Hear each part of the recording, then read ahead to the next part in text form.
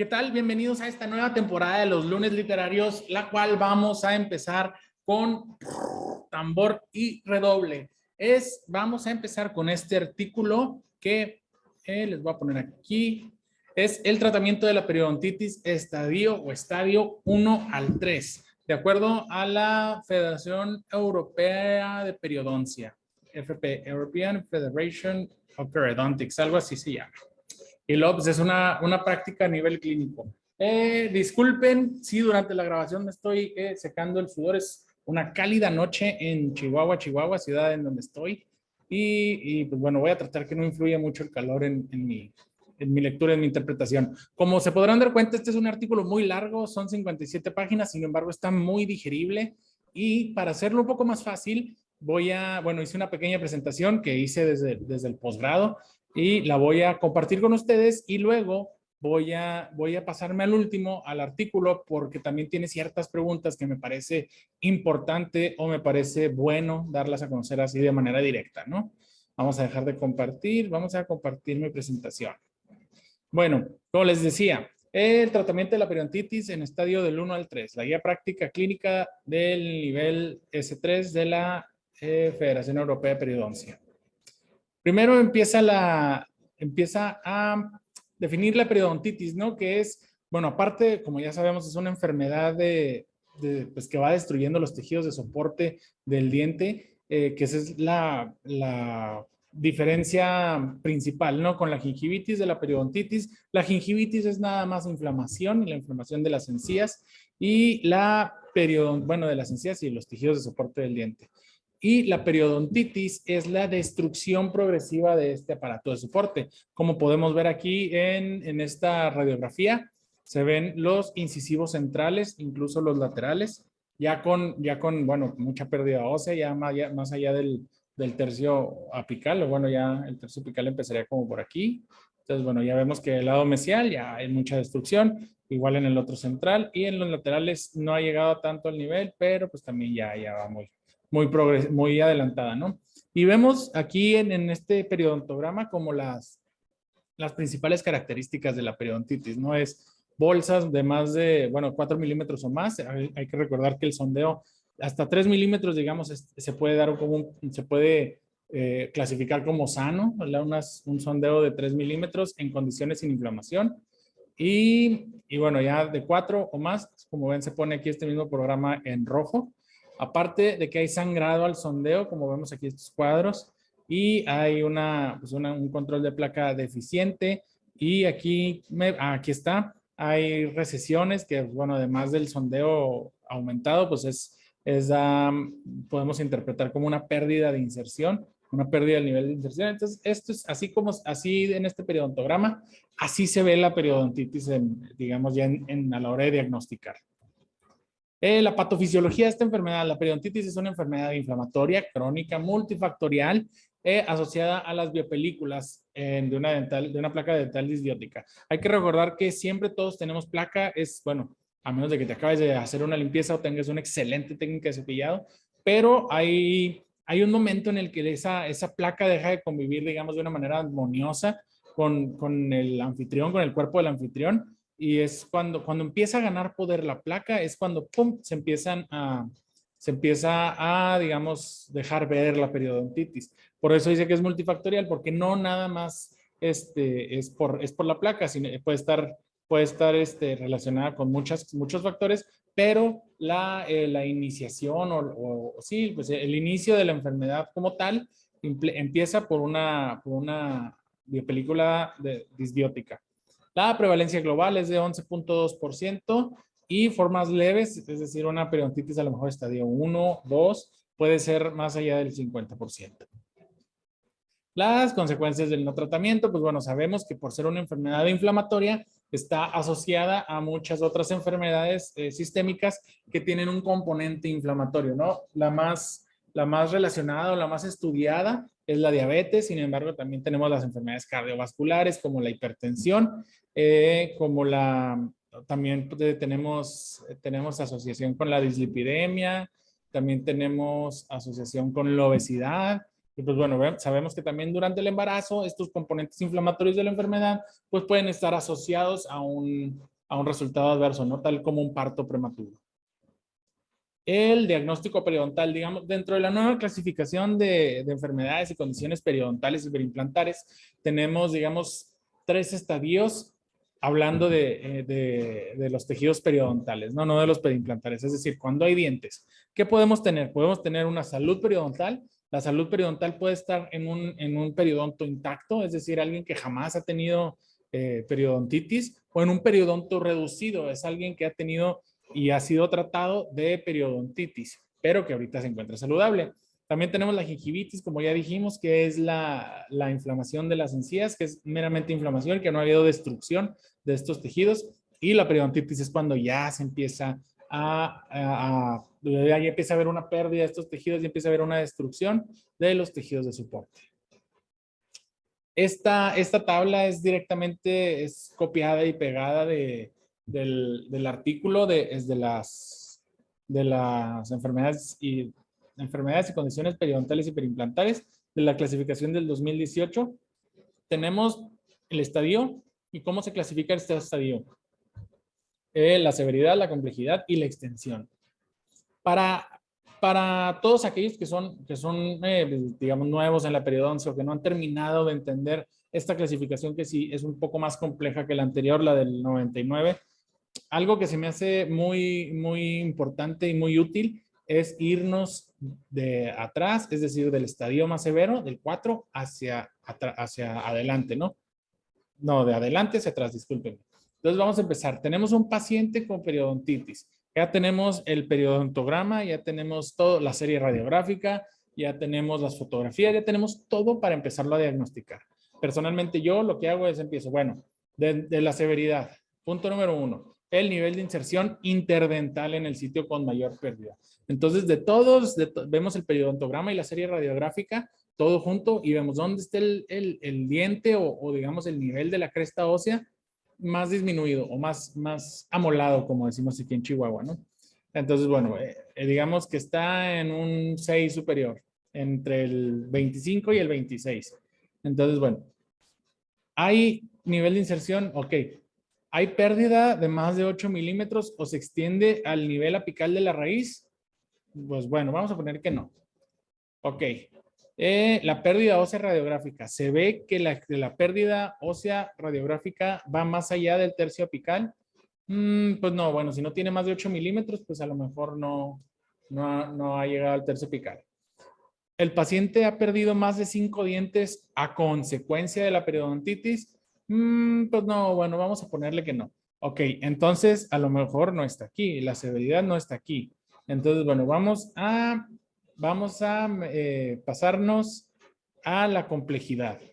Además del estadio 3 de la complejidad, bueno, hay una necesidad de rehabilitación debido a disfunción masticatoria, que hay un trauma oclusal o el abanicamiento, que es cuando ocluyen, hay fremitus que ocluyen y luego se desplazan los dientes. A lo mejor ahí sí. Entonces, bueno, si este paciente, digamos, no está tan así, entonces no hay ni disfunción masticatoria, ni trauma oclusal, no hay movilidad dentaria mayor del grado 2, no hay colapso de mordida, no tiene menos de 20 dientes y no hay un defecto de cresta severo. Bueno, pues entonces no es estadio 4. Vamos a ver el estadio 3. Aquí hay una pérdida de inserción mayor o igual a 5 milímetros. Bueno, a lo mejor sí. ¿La pérdida ósea radiográfica se extiende hasta el tercio medio? Sí, digamos que el hueso, digamos, está hasta la mitad de donde debería estarla cubriendo la raíz. Ok, sí, aquí sí. ¿Hay pérdida de 4 dientes o menos?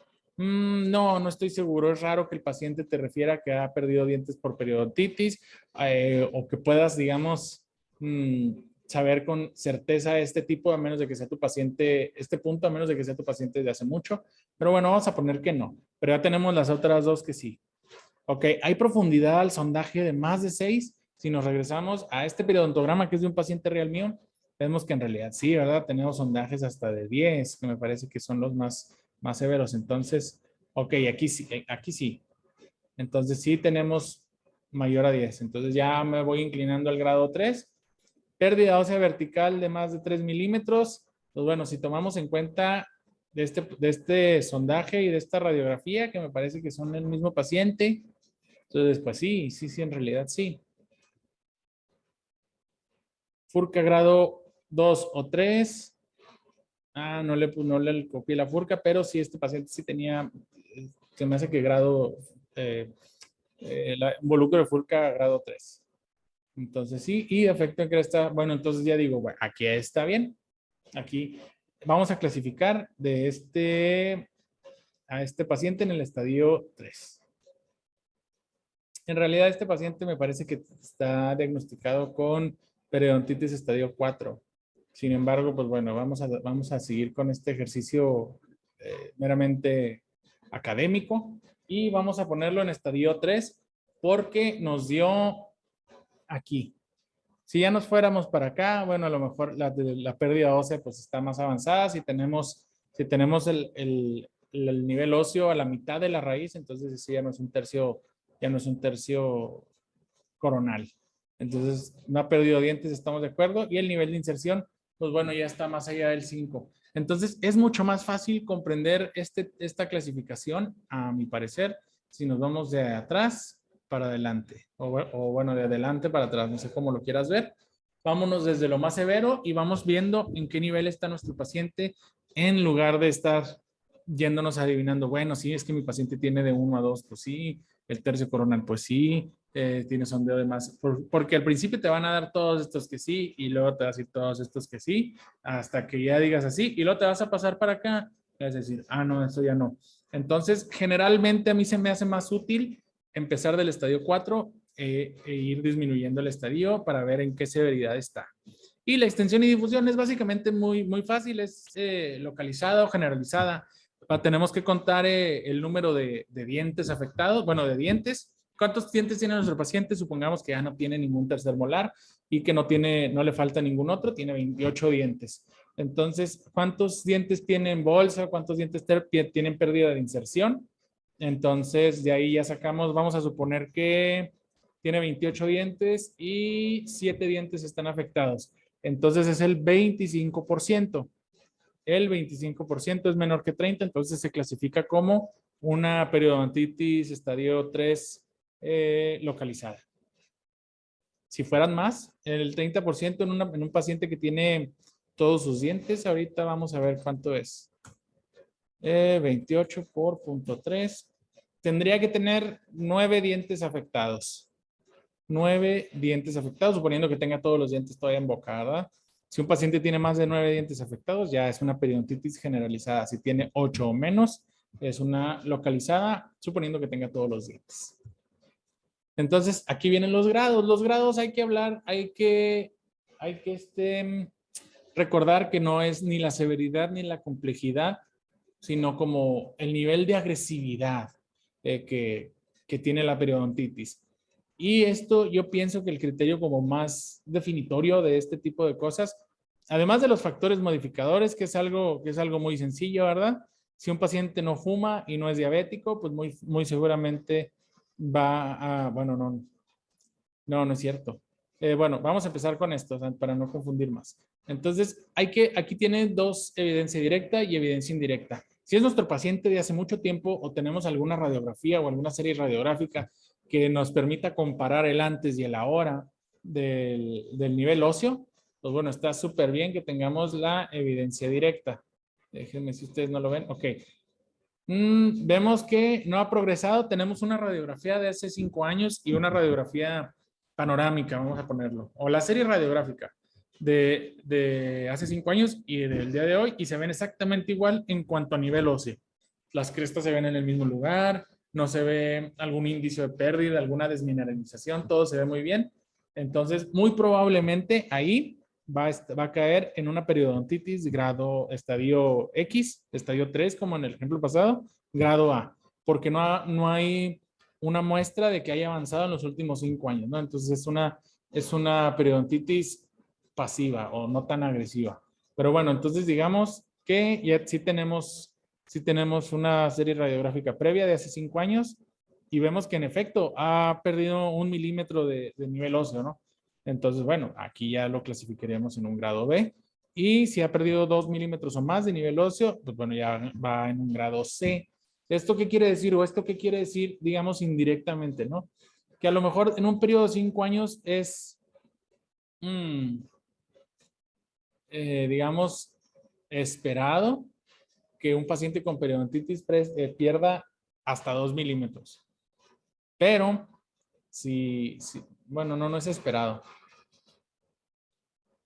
Bueno, ¿esto qué quiere decir? Básicamente, ¿qué tan rápido avanza la pérdida ósea, ¿no? Si avanza 2 milímetros o más, ya no es grado A, ya tiene que ser grado B o grado C. Y bueno, ¿qué hacemos? ¿Qué hacemos si no tenemos una serie radiográfica previa? Es un paciente de primera vez que llega por primera vez a nuestra práctica. Entonces vamos a hacer esto, la pérdida ósea entre la edad. ¿Y cómo vamos a definir la pérdida ósea? En un porcentaje. Vamos a ver. Por ejemplo, esta radiografía de aquí es de una paciente que tiene 34 años. Entonces vamos a ver la formulita otra vez. Total que no hay cómo acomodarme. Ok, acá. Aquí.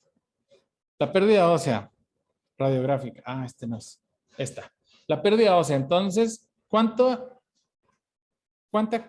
nivel óseo ha perdido nuestro paciente? Suponiendo que más o menos la cresta debería estar por aquí. Y ahorita está aquí. Y de estos que se ven, este central es el diente más afectado. Siempre hay que tomar el diente más afectado. Entonces, vemos, ok, más o menos aquí sería, digamos, el 100% de cobertura o sí, pues de cobertura de nivel óseo y ya está por acá. Entonces le quedará ¿qué les gustó? Un 20%, si mucho. Y se me hace que estamos siendo muy generosos, un 15%. Todo esto, si toda esta raíz es un 100%, esto será más o menos un 15%. Un 20, vamos a ponerle un 20. Entonces, bueno, ha perdido 80%. Ok, 80, vamos a hacer una división. A ver si me permite anotar. Eso. Tenemos 80%. Y como les decía el otro día, la paciente tiene 34 años. Ok, es igual. Déjenme agarro mi teléfono, la calculadora. Y vamos a dividir 80 entre 34. Es igual a 2.35. Entonces, esta paciente pues tiene la pérdida ósea es 2.35, es mucho mayor al 0.25 que nos marca el grado A, es mucho mayor al 1.0 que nos marca el grado B, entonces vemos que el grado C es más de 1. Entonces, esta paciente en específico, con los datos que les di, esta perdió el 80% de su hueso en este diente que es el más afectado, suponiendo, y tiene 34 años, entonces nos vamos a clasificarla a estadio, bueno, siguiendo el ejemplo anterior, 3 grado C, que les repito, en realidad esta paciente está clasificada como estadio 4 grado C, digamos la periodontitis más severa y más agresiva de todas. Y bueno, ya cuando tenemos eso, que bueno, también otro criterio es, vemos que tenemos en los pacientes grado A, tenemos grandes depósitos de biopelícula, pero no hay tanta destrucción. Es el típico paciente que llega con un buen de cálculo dental, con muchísimo cálculo dental, pero en realidad las encías nada más se ven inflamadas. No sé, uno lo sondea, se ve bien, no, bueno, obviamente hay sangrado porque hay inflamación. Sin embargo, no hay tanta pérdida. Le toma uno la serie radiográfica y la cresta se ve en su lugar. Entonces, para el nivel de cálculo que había, para el nivel de biopelículas que había, no ha habido tanta destrucción. Entonces, no es tan agresiva esa periodontitis. El grado B es más o menos, dices, bueno, está el sapo para la pedrada, ¿no? Traía bastante placa, bastante cálculo y pues también tiene algo de destrucción. Y hay pacientes que en realidad llegas y los ves y dices, no traía tanto cálculo o no traía tanta placa para el nivel de pérdida ósea que está viendo, ¿no? O para la pérdida de inserción que está teniendo. Esos son los grados C. Espero que haya quedado claro como el criterio de los grados. Y obviamente algo que pueda haber un factor modificador es el tabaquismo y la diabetes, porque sabemos que ambos repercuten directamente en el comportamiento de los tejidos de soporte. Un no fumador y no diabético, si no se ve tan así, pues bueno, es un grado A. Sin embargo, si tenemos un paciente que a lo mejor tiene poca destrucción ósea según lo que vemos en relación a su edad, y en realidad pues no se ve que esté tan destruido. O sea, en realidad periodontalmente se ve normalito, se ve todavía proporcional, no se ve una periodontitis tan agresiva. Sin embargo, es fumador de menos de 10 cigarros, se queda en grado B. Así todo esto sea, o bueno, esté acorde, todo el criterio principal esté como grado A. Si tenemos un fumador de menos de 10 cigarros, es grado B. O si tenemos un paciente con diabetes que está más o menos controlado porque tiene una hemoglobina glicosilada menor a 7, es grado B. Así tenga todos los tejidos periodontales perfectillos, a lo mejor nada más una bolsa, sin embargo no nos cumple con, o bueno, nos cumple con estos criterios, es grado B. De igual manera el grado C, si es un fumador compulsivo que se fuma 2 cajetillas diarias y no se ve tan perjudicado periodontalmente, es grado C. Igual si es un paciente con diabetes que no está tan controlado, que le gusta mucho el azúcar, que le gusta mucho la coca, los panecitos, la nieve, todo eso, y no está tan perjudicado periodontalmente, sin embargo, tiene más de 7 en hemoglobina glicosilada, es grado C. Y bueno, estos otros criterios ya es para cuando les manda hacer uno estudios de laboratorio. Entonces, que eso es un poco más complicado. Generalmente con estos criterios, digamos, clínicos o con estos criterios modificadores tenemos para poderlo diagnosticar en un grado. Entonces, acuérdense que, ¿dónde está? Acuérdense que el estadio, esto es muy importante, el estadio es de acuerdo a la severidad y la complejidad de la enfermedad y el grado es qué tan agresiva es la enfermedad. Y bueno, eh, no siempre vamos a tener una periodontitis como tal, como diagnóstico. Hay que recordar que hay diagnósticos diferenciales, como las gingivitis, que muchas veces hay una hiperplasia gingival que nos da sondeos, unos falsos positivos. Es decir, sondeamos y, caray, una 5 o 6, pero en realidad no es que haya pérdida de inserción, sino es que hay una encía muy, muy grande, muy inflamada, ¿no? Entonces hay que saber distinguir todo eso. Y también, bueno, acuérdense que no es lo mismo, digamos, que el piso esté más abajo, que sería una periodontitis, a que el techo esté más arriba, no es lo mismo. También puede haber una presencia de fractura radicular vertical. Hay que recordar, bueno, que a veces llegan así pacientes, ¿no? Es muy común en la práctica periodontal, te hablan para tratar un defecto óseo y tomas radiografía y te sale algo así. Esto es una fractura vertical porque, bueno, esta también es una paciente femenina que está, el resto de su boca, el resto de su radiografía salieron normales. Al sondaje no hay pérdida de inserción, salvo en ese central. Vemos que ya tiene un tratamiento de conductos realizado. Entonces, bueno, hay que empezarle a buscar. Sí puede ser, pero no es que nada más haya una periodontitis en ese diente, ¿no? Generalmente cuando tenemos defectos así son de origen dental. ¿Por qué de origen dental? Hay que recordar que el hueso alveolar está regulado o está, pues sí, regulado por el ligamento. Bueno, uno de los reguladores del hueso alveolar es el ligamento periodontal. Cuando hay una fractura, el ligamento se ve interrumpido por esa fractura. Entonces, al dejar de percibir, digamos, esa nutrición del ligamento periodontal, el hueso se empieza a reabsorber, dejando defectos óseos, digamos, localizados, ¿no? En un diente, tal vez dos.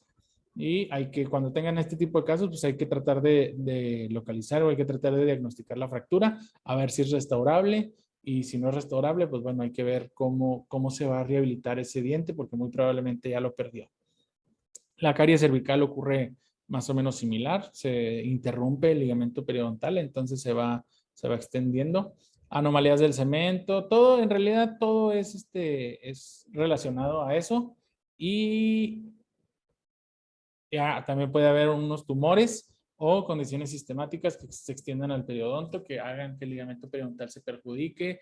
También puede ser por una recesión inducida por trauma, por algún hábito pernicioso que tengan los pacientes, como usar palillos de madera, morder taponcitos de pluma. Hay que también descartar lesiones endoperio, alguna lesión cariosa que se extienda por la pulpa, y es la típica lesión de halo que tenemos aquí. Muchas veces con un tratamiento de conductos es suficiente. Sin embargo, también hay que descartar la necesidad de tratamiento periodontal, que se haya hecho una lesión endoperiodontal, porque esas se tienen que tratar de ambas vías, endo y perio.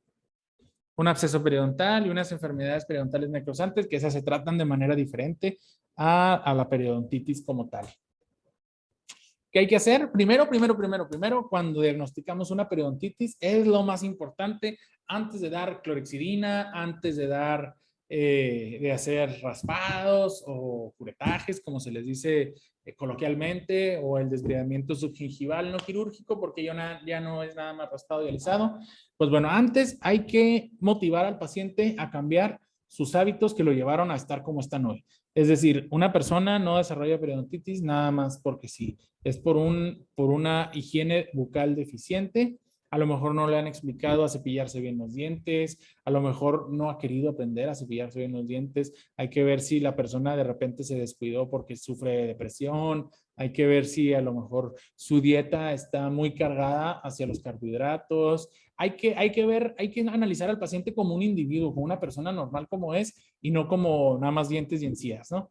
Entonces, bueno, hay que motivarlo a ver cuáles son los principales factores causales de su periodontitis, y hay que modificarlos, los que se tengan que modificar. Después hay que eliminar la biopelícula dental supragingival y controlar los factores de riesgo. Si tiene diabetes, pues bueno, hay que también ayudarlo, o hay que referirlo con su médico para ayudar a controlar esa diabetes que, como vemos en la clasificación, nos influye en la periodontitis. Y pues bueno, hay que hacer primero que nada la remoción de la biopelícula dental supragingival, es decir, la profilaxis, la limpieza, el detartraje. Después hay que controlar y reducir o eliminar la biopelícula subgingival y el cálculo.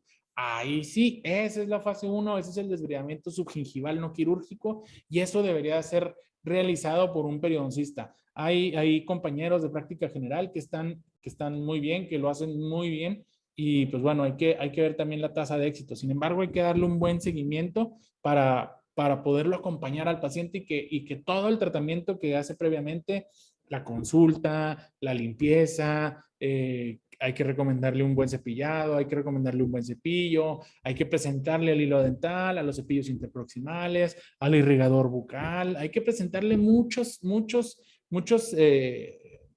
personajes que juegan, como lo son los auxiliares de higiene, y luego después hay que hacerle el desbridamiento subgingival, y después hay que dejar que cicatrice para poder después valorar, a ver, ok, aquí tenía una bolsa de 6, pues bueno, aquí ya me da 3. O a lo mejor aquí tenía una bolsa de 7, 8 y bueno, ya me da 4, ahora ya es aceptable. Entonces, bueno, hay que conocer todos esos pasos de la terapia periodontal para poder dar un buen acompañamiento al paciente. Y tratar aquellas áreas de la dentición que no respondan adecuadamente al paso anterior, que es la fase 1, que es el desbridamiento subgingival, los raspados, los curetajes, con el fin de obtener más acceso a instrumentación subgingival, o con el objetivo de regenerar o resecar aquellas lesiones que agregan complejidad al manejo de la periodontitis, y después darle terapia de soporte. Esta terapia es terapia de mantenimiento. ¿Qué son las recomendaciones clínicas? Como ya dije, hay que motivar los cambios del comportamiento del paciente, hay que controlar el biofilm supragingival, esto es con tinción de placa dentobacteriana, hay pastillas reveladoras, hay líquidos reveladores, y controlar los factores de riesgo como lo son la diabetes, la alimentación y todos esos que ya discutimos antes. Ahorita hoy en día se puede hacer el desbridamiento subgingival digamos, de dos formas en cuanto a las cosas técnicas, ¿no? Se puede hacer manuales con las curetas, con los jackets, con los raspadores, como se les dice también, o se puede utilizar herramientas de ultrasonido como el escariador. El escariador obviamente no es el escariador, bueno, es el escariador, pudiera ser el escariador que se usa para la práctica general, sin embargo hay que asegurarse que tenga las frecuencias de vibración de periodoncia, y hay que tener las puntas de uso periodontal. También se pueden usar láseres, estatinas, probióticos, que esto ya veremos en las preguntas del artículo, y se pueden usar auxiliares químicos como la clorexidina. Esto se ve después del artículo. Esto yo recomiendo no hacerlo. Me tocan muchos colegas referidores que agradezco mucho su trabajo, que sin embargo, pues bueno, les llega un paciente que al parecer tiene gingivitis y ya le están recetando clorexidina. Esto de inicio no se debe hacer, no digo que no se debe en lo absoluto, sin embargo, para recetarla, pues hay que llevar a cabo una serie de pasos más para estar seguros que sí lo necesite.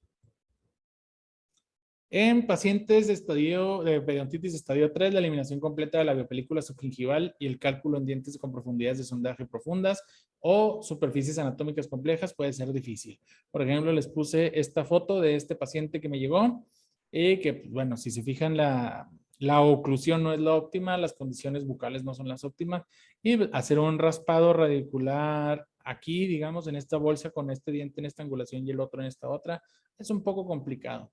Entonces, pues hay que estar consciente de eso, hay que tener las herramientas adecuadas para hacerlo. Dirigido a tratar aquellos sitios que no respondan adecuadamente. Ok, ya después de que se hace la fase 1, que son los raspados y alisados, o el desbridamiento subgingival no quirúrgico, se debe de valorar y luego después se debe de regenerar o de resecar. ¿Qué es resecar? Pues es quitar. Entonces, bueno, yo creo que de aquí vamos a pasarnos a las preguntas, porque ya son las recomendaciones clínicas. Vamos a pasarnos a las preguntas. Déjenme, vamos a compartirles el artículo otra vez para no hacer tan largo todo esto.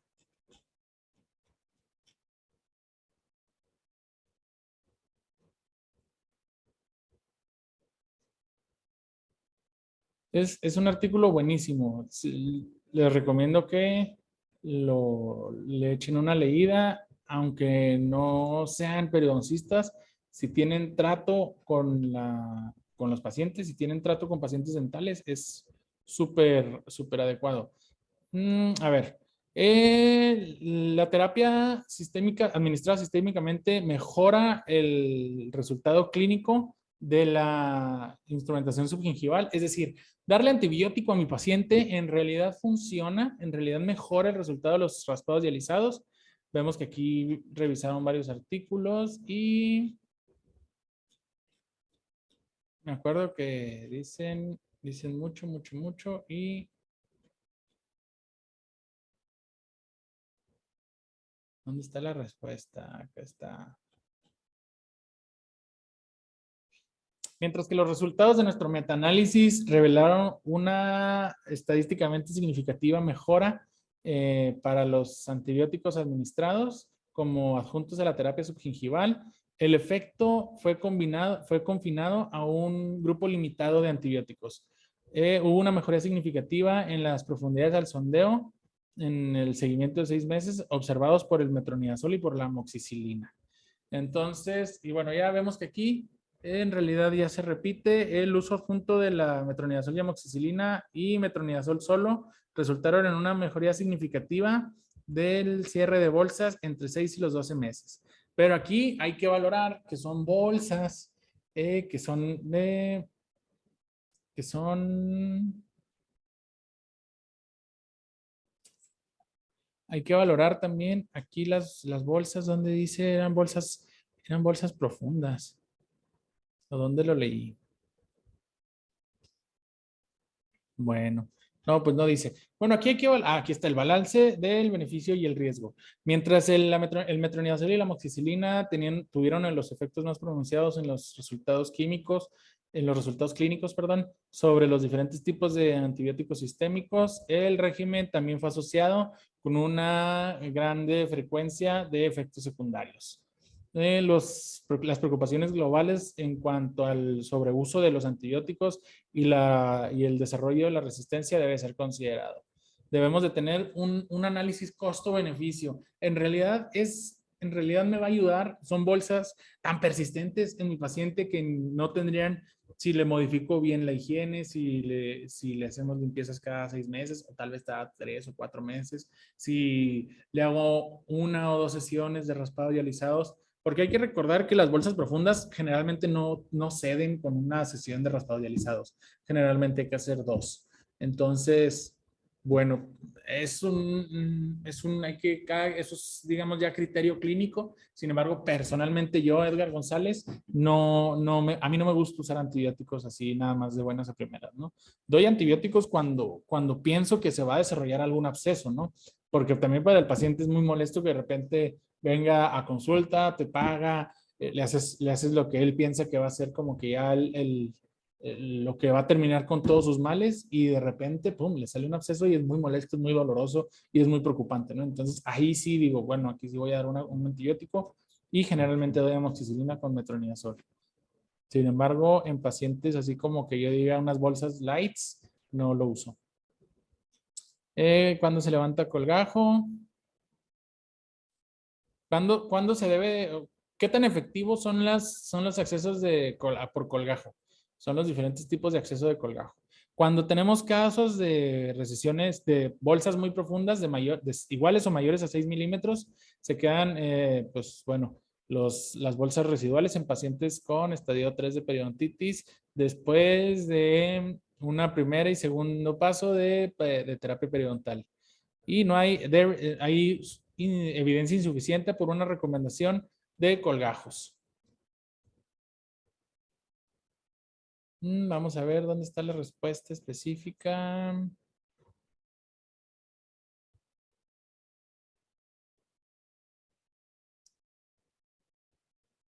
Ok, no está. Dice que si vas a abrir colgajos, pues en realidad no importa mucho cuál colgajo abras. Y hay que recordar que los colgajos, pues, de los colgajos generalmente son pues, receptivos, ¿no? Cuando vas a hacer los tan llamados raspados abiertos o los curetajes abiertos, que después se cambió a desbridamiento por colgajo. Y que ahora, pues bueno, son desbridamientos por colgajo de todas maneras. Hay que recordar que si no se regenera, se está quitando, ¿no? Entonces, si no le regeneras al paciente, generalmente después de unos raspados abiertos, unos curetajes abiertos, va a haber recesiones, ¿no? Que no siempre es lo que busca el paciente. Y me parece que aquí vamos a compartir la pantalla para poder estar cambiando cómodamente. En mi presentación puse una foto de una paciente a la que le hice curetajes abiertos. Aquí está. Si se fijan, en realidad, pues no se ve tanto, más que aquí en el canino. Ya vemos que aquí se fue para arriba.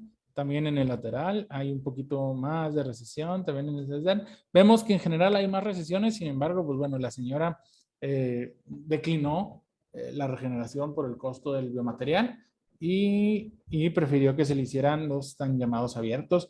Vemos que en realidad no se ve tan mal la diferencia. Sí hubo recesiones, sí se ve el margen un poco más hacia apical, pero pues bueno, no se ve tan mal. Hay que sopesar todas ese tipo de cosas. ¿Dónde está? ¿Dónde está? ¿Dónde está? ¿Cuál es la importancia de...? Ok. Esto es muy importante, muy importante. ¿Cuál es la importancia de una higiene oral, de que los pacientes puedan tener una buena higiene oral consigo mismos en el contexto de tratamiento periodontal quirúrgico? Recomendamos no hacer cirugía periodontal, incluyendo implantes en pacientes que no logren ni mantengan niveles adecuados de higiene oral. Es decir, ¿cómo sabemos si alguien se está limpiando bien? Le hacemos un control de placa. Haciéndole un control de placa, podemos saber si el paciente comprendió cómo se debe cepillar y lo está haciendo de una manera adecuada. Antes de eso, no debemos de hacer ningún tipo de cirugía porque vamos a hacer al paciente gastar en vano.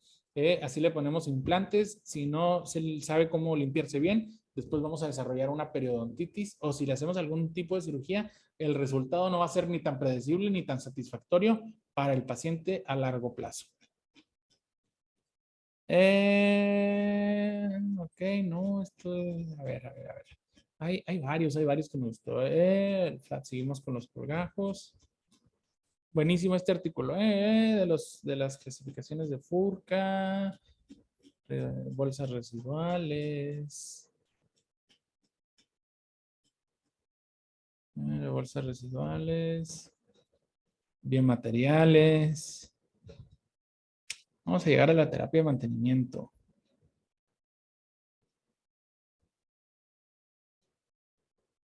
Ok, aquí está. Motivación, es muy importante la motivación. Ok, ¿cuál es el valor de los antisépticos o quimioterapéuticos adjuntos para el manejo de la inflamación gingival? La basis para el manejo de la inflamación gingival es, fíjense, esto también es muy importante. ¿Cómo puedo controlar la inflamación gingival? ¿Cómo puedo controlar la gingivitis? La gingivitis, la base del manejo de la gingivitis es autorremoción del biofilm de forma mecánica. Las medidas adjuntas como los antisépticos pudieran ser considerados en casos específicos como parte de la personalización del tratamiento. No vamos a dar algún quimioterapéutico como la clorexidina, así de la nada a los pacientes para todos, ¿no? La inflamación se maneja con la remoción mecánica del biofilm, o sea, uno mismo, el self-performed mechanical removal of biofilm. Es decir, cepillándonos los dientes, enseñándole a nuestro paciente a cepillarse bien los dientes. Después de que le hacemos una limpieza, un detartraje, una remoción de placa supragingival, si es nada más gingivitis, depende de cómo le enseñemos nosotros a cepillarse los dientes y que el paciente lo haga, ¿verdad? Sin embargo, esa es la clave para, para manejar la gingivitis.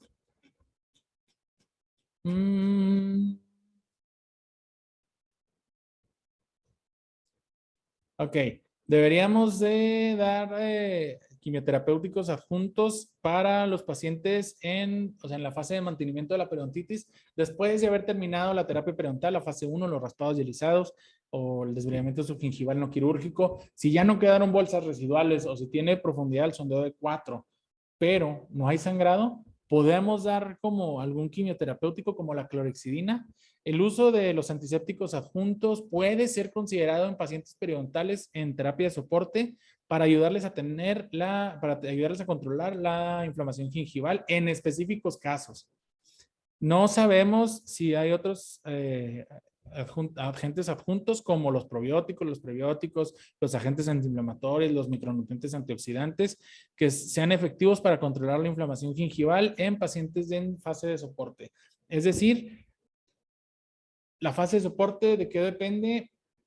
De que el paciente vaya a sus consultas y a sus limpiezas cada 3 o 4 meses ya por un periodoncista y que pueda tener un buen control de placa, que sepa cepillarse los dientes, que sepa usar los cepillos interproximales. Generalmente les quedan espacios abiertos, les quedan triángulos negros. Entonces, bueno, a lo mejor un cepillo interproximal grueso, que sepa usar el irrigador bucal, el Waterpik, todo eso, ¿no? En muy raras ocasiones tenemos que dar clorexidina, insisto. Y aquí es muy claro, no sabemos si otros agentes como los probióticos, que si me sigues desde hace tiempo sabes que estoy en contra de los probióticos porque no hay evidencia, no porque no me guste, porque no hay evidencia que funcione, ¿no? Entonces, de repente me parece que hay mucha mercadotecnia alrededor de ellos y que muchos colegas lo recomiendan nada más para tener como esas recompensas que nos dan las casas comerciales, pero en realidad no sabemos si funcionan bien para nuestros pacientes. ¿Cuáles son los antisépticos más comunes, más efectivos en los enjuagues bucales? Si un enjuague bucal con antiséptico va a ser usado de forma adjunta, sugerimos los productos conteniendo clorexidina, aceites esenciales y cloruro de acetilpiridino para el control de la inflamación gingival en pacientes periodontales. Aquí es muy claro. ¿Cuáles enjuagues podemos recomendar? Los de clorexidina, que la clorexidina, repito, yo la dejaría al último, la verdad. Hay enjuagues muy buenos con aceites esenciales que cada vez están que son más comunes y con cloruro de acetilpiridino, que estos más bien los he visto en Estados Unidos. Cuando me voy de Chihuahua a El Paso, Texas, generalmente en la sección de enjuagues bucales, la mayoría tienen acetilpiridino. Entonces hay que buscar de esos. Y ¿cuál es el valor de la remoción mecánica de placa de forma profesional, la profilaxis, en un paciente en terapia de soporte? Sugerimos realizar remoción de placa mecánica profesional de rutina para limitar la tasa de pérdida dental y proveer una estabilidad o mejora periodontal como parte del programa de soporte. Es decir, una vez que tratamos a los pacientes de periodontitis, hay que tenerlos regularmente en el consultorio para hacerles limpiezas de forma profesional y que puedan de perdida mantenerse estables, no mejorar. Digo, obviamente buscamos que mejoren, pero si no, de perdida mantenerse estables. Y bueno, para no hacerlo más largo, me parece que ya me extendí mucho en este lunes literario. Vemos que es vital, vital, vital, es todo, pues literalmente es todo un arte tratar la periodontitis. No digo que sea exclusivo de los periodoncistas, sin embargo, si vamos a aventarnos a tratar pacientes periodontales, pues tenemos que conocer este tipo de cosas que están descritas en la guía de tratamiento para pacientes periodontales. Tenemos que saber cómo clasificarlos, como vimos en las tablas anteriores, y tenemos que saber, una vez que están clasificados, cómo los vamos a tratar. Generalmente, pues todos llevan una motivación para cambiar los hábitos, generalmente todos llevan una limpieza, un detartraje, una profilaxis y generalmente todos llevan el desbridamiento subgingival no quirúrgico.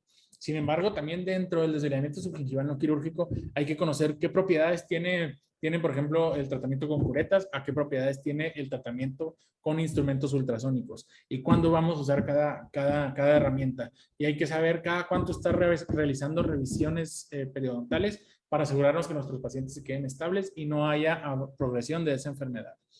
Eso es todo por esta ocasión, por este nuevo lunes literario, esta nueva temporada. Bienvenido a la nueva temporada de lunes literarios. Espero que te haya gustado y te espero la próxima semana. Si tienes comentarios, dudas, preguntas, aclaraciones, si quieres iniciar una discusión, con todo gusto déjalo aquí en los comentarios y nos estamos leyendo. Muchas gracias y nos vemos la próxima semana.